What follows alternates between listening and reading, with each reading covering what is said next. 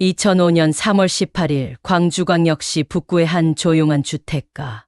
고등학교 2학년에 재학 중이던 이정우는 이른 아침 눈을 떴다. 여느 날처럼 단정하게 교복을 입고 책가방을 챙겼다. 아버지는 출근 준비에 여념이 없었고 어머니는 부엌에서 아침 식사를 차리고 있었다. 정우는 짧게 다녀오겠습니다라는 말을 남기고 현관문을 열고 나갔다. 가족은 그날이 그렇게 평범하게 시작될 줄로만 알았다. 하지만 그는 학교에 도착하지 않았다. 오전 9시 무렵 담임 교사는 결석한 정우의 출결 확인을 위해 집으로 연락을 취했다. 어머니는 아들이 분명 아침 일찍 집을 나섰다고 했고 교사는 그 말에 의아함을 감추지 못했다. 정우는 평소 지각은커녕 결석도 거의 없던 학생이었다. 가족은 점점 불안해지기 시작했고 정우가 되기 전 실종 신고가 접수됐다. 경찰은 정우가 등교하던 길을 따라 탐문 수사를 시작했다. 그는 집에서 도보로 약 15분 거리에 있는 고등학교를 다녔다. 평소 자주 걷던 등교길은 큰 길을 따라 이어진 비교적 안전한 루트였다. 그러나 인근 CCTV에는 정우의 모습이 포착되지 않았다. 정우가 지나갔어야 할 교차로나 상점 앞의 카메라에는 낯선 사람들만 오갔다. 더욱이 몇몇 CCTV는 점검 중이거나 기록이 삭제된 상태였다. 이유를 알 수 없는 데이터 공백은 불안감을 키웠다. 집에 남겨진 정우의 소지품들도 의문을 증폭시켰다. 그는 평소 가지고 다니던 가방, 교과서, 심지어 휴대폰까지 집에 두고 나간 상태였다. 마치 누군가를 만나러 가는 길에 학교에 갈 생각이 없었던 것처럼 보였다. 하지만 친구들의 증언은 달랐다. 전날까지 정우는 평소와 다를 바 없는 모습이었고 다음날 시험을 걱정하며 친구와 이야기 나눴다고 했다. 그의 행동에서는 어떤 이상한 낌새도 발견되지 않았다. 실종 이틀 후 광주 외곽의 한 버스터미널 근처에서 교복을 입은 소년이 낯선 남성과 함께 있는 것을 보았다는 제보가 들어왔다. 제보자는 분명히 정우와 닮은 소년이 낯선 성인 남성과 말없이 서 있는 장면을 목격했다고 했다.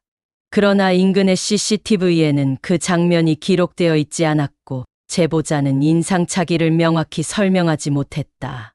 경찰은 이 제보를 단서로 삼아 주변 지역을 수색했지만 별다른 성과는 없었다. 정우의 가족은 잠 못 이루는 밤을 보냈다. 특히 어머니는 자신이 마지막으로 아들의 얼굴을 보지 못한 것을 수없이 후회했다. 그때 부엌에서 나와 현관문까지 배웅했다면 어땠을까? 라는 생각이 머릿속을 떠나지 않았다. 아버지는 퇴근 후 곧장 경찰서로 향했고 경찰은 정우의 방을 조사하던 중 일기장을 발견했다. 일기장에는 평범한 고등학생의 고민들이 담겨 있었다. 친구들과의 갈등, 성적에 대한 걱정, 가끔은 세상에 대한 회의적인 문장도 있었다. 하지만 가장 눈에 띄는 문장은 실종 일주일 전 적혀 있던 짧은 한 줄이었다. 누군가 날 지켜보고 있는 것 같아. 이 문장을 접한 경찰은 타살이나 납치의 가능성도 배제할 수 없다고 판단했다. 혹시 정우가 어떤 위협을 받고 있었던 건 아닐까? 그러나 친구들이나 교사들, 학원 관계자 모두 그런 정황을 본 적이 없다고 입을 모았다. 그는 놀림을 당하거나 따돌림을 당하던 학생이 아니었고 집에서도 큰 불화는 없었다. 수사는 점차 미궁에 빠져갔다. 경찰은 정우가 사라진 날 인근 버스터미널과 기차역 CCTV를 확보해 분석했다. 하지만 광주를 떠난 정황도 포착되지 않았다. 전국 실종자 네트워크에 등록된 이후에도 그 어떤 유사 인물이나 신원 확인 요청도 들어오지 않았다. 정우의 실종은 지역 사회에도 큰 충격을 안겼다. 학교 측은 그의 책상 위에 꽃을 놓았고 친구들은 매일 빈자리를 응시하며 하루를 시작했다. 일부 학생은 불안감에 시달리며 학교에 나오지 않기도 했다. 학교 인근에서는 정우의 전단지가 나무 기둥마다 붙었고 부모는 거의 매일 인근을 돌며 사람들에게 아들의 얼굴이 담긴 전단을 나눠줬다. 시간이 흐르며 사건은 점점 사람들의 기억에서 희미해져 갔다. 경찰도 새로운 단서를 발견하지 못한 채 사건은 장기 미제로 분류되었다. 정우가 사라진 지 1년이 지나고 3년, 5년. 세월은 흘렀지만 가족은 포기하지 않았다. 어머니는 아들이 사라진 날이 오면 여전히 집 앞에 정우가 신던 운동화를 꺼내 놓는다. 언젠가 그 신발을 신고 다시 돌아올 것만 같아서였다. 아버지는 종종 광주의 산책로와 외곽을 둘러보며 혼잣말을 하곤 했다.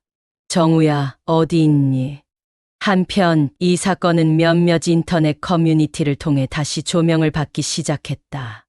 대한민국 미제사건연구회, 실종자 추적 카페 등에서 정우 사건에 대한 추측과 토론이 이어졌다.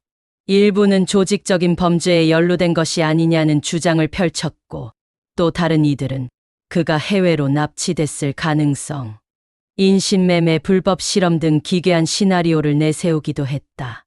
하지만 그 어떤 주장도 근거 있는 증거나 확실한 방향성을 제시하지는 못했다. 정우는 실종 당시 17세였다.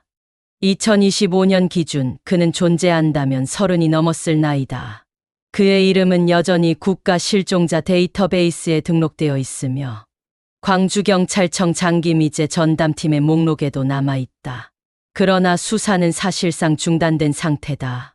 그날 아침 다녀오겠습니다라는 말과 함께 집을 나선 소녀는 어디론가 향했지만 어디에도 도착하지 않았다. 그의 발걸음은 마치 현실에서 지워진 듯 단 한 줄의 흔적도 남기지 않았다. 사람들은 여전히 묻는다. 어떻게 사람이, 그것도 학생이 평범한 날 등굣길에 그렇게 사라질 수 있지? 아무도 대답하지 못한다. 오직 정우만이 알고 있을 것이다. 그리고 그 정우는 어딘가에서 여전히 자신이 돌아갈 수 있는 날을 기다리고 있을지도 모른다. 이 사건은 아직 끝나지 않았다.